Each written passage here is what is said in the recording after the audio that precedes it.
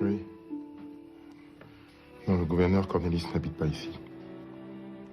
Le gouverneur Cornelis n'habite plus ici. Ici, la résidence de Patrice Lumumba, Premier ministre de la République du Congo.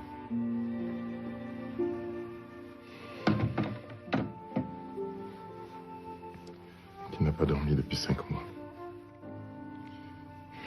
T'es fatigué, papa?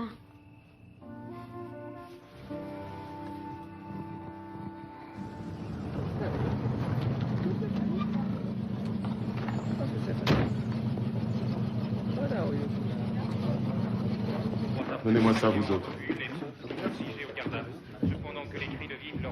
Dis-moi ça. Dis-moi ce que tu en penses.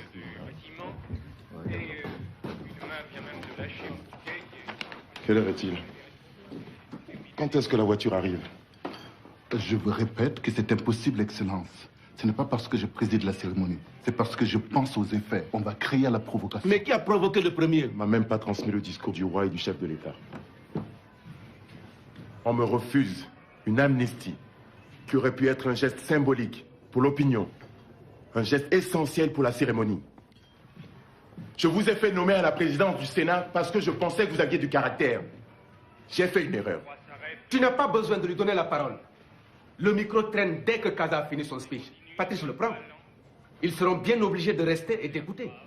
Vous voulez contraindre le roi, le général Biancel, l'évêque? Le roi, le général, l'évêque. Tiens, je l'avais oublié celui-là. Eh bien, justement, qu'ils entendent pour une fois une parole vraie. Ça les changera. Ça changera tout le monde.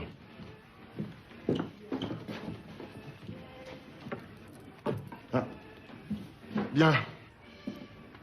Patrice, tu veux vraiment dire ça?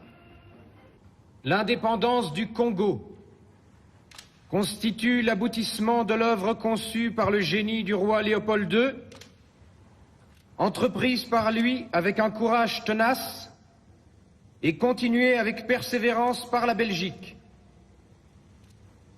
Lorsque Léopold II a entrepris la grande œuvre qui trouve aujourd'hui son couronnement, il ne s'est pas présenté à vous en conquérant, mais en civilisateur. C'est à vous, messieurs, qu'il appartient maintenant de démontrer que nous avons eu raison de vous faire confiance. Ne compromettez pas l'avenir par des réformes hâtives et ne remplacez pas les organismes que vous remet la Belgique tant que vous n'êtes pas certain de pouvoir faire mieux. Messieurs, le monde entier a les yeux fixés sur vous. Que Dieu protège le Congo.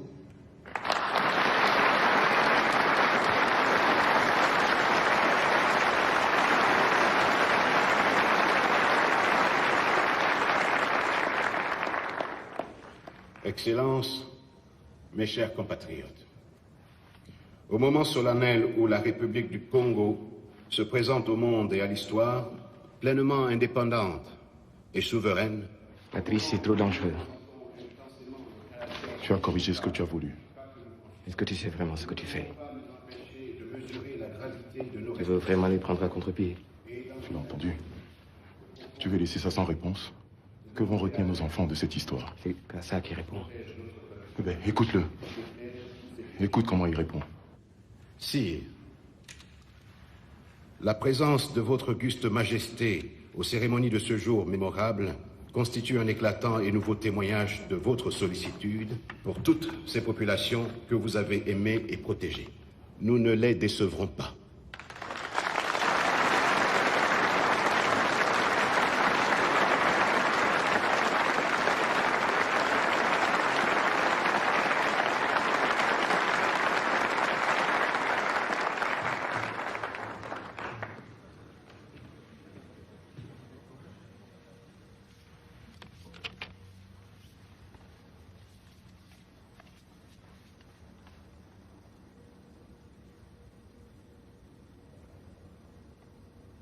Congolais, Congolaises, combattants de l'indépendance aujourd'hui victorieux.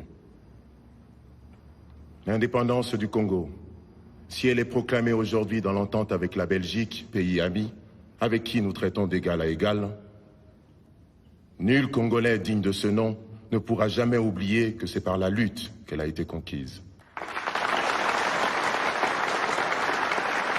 Une lutte dans laquelle nous n'avons ménagé ni nos forces, ni nos privations, ni nos souffrances, ni notre sang.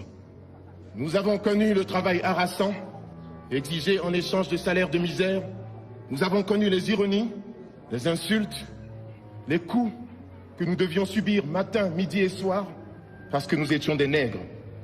Qui oubliera les fusillades où périrent tant de nos frères, les cachots où furent brutalement jetés ceux qui avaient échappé aux balles des soldats dont les colonialistes avaient fait l'outil de leur domination. Tout cela, mes frères, nous en avons profondément souffert et nos blessures sont trop fraîches et trop douloureuses encore pour que nous puissions les chasser de notre mémoire.